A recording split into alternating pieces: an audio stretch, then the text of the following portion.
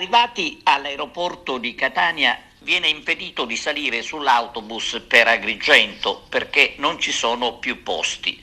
Questa l'accoglienza da parte della SAIS per tanti agrigentini giunti dal nord.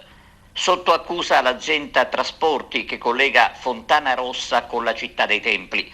Praticamente un autobus ogni ora, anche nei giorni di maggior traffico come Natale e Pasqua, e nulla viene fatto dalla stessa azienda per evitare pesanti disagi alle persone. Una situazione inconcepibile che dovrebbe smuovere i parlamentari siciliani e quelli agrigentini in particolare per costringere proprio la SAIS ad avere rispetto della gente attraverso l'incremento dei collegamenti in occasione delle festività. Si eviterebbe il ripetersi di casi davvero intollerabili. Quanto accaduto mercoledì sera all'aeroporto di Catania è semplicemente vergognoso.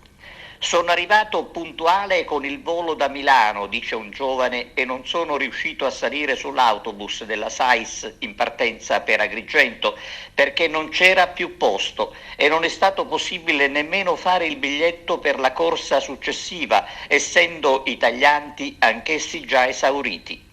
Alla biglietteria mi dicono che bisogna aspettare mezzanotte per la corsa disponibile.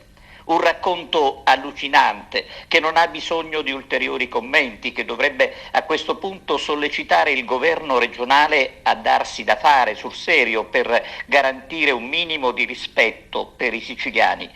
Raggiungere Agrigento dall'aeroporto di Catania per gli agrigentini che utilizzano i mezzi della SAIS non deve rappresentare un'odissea.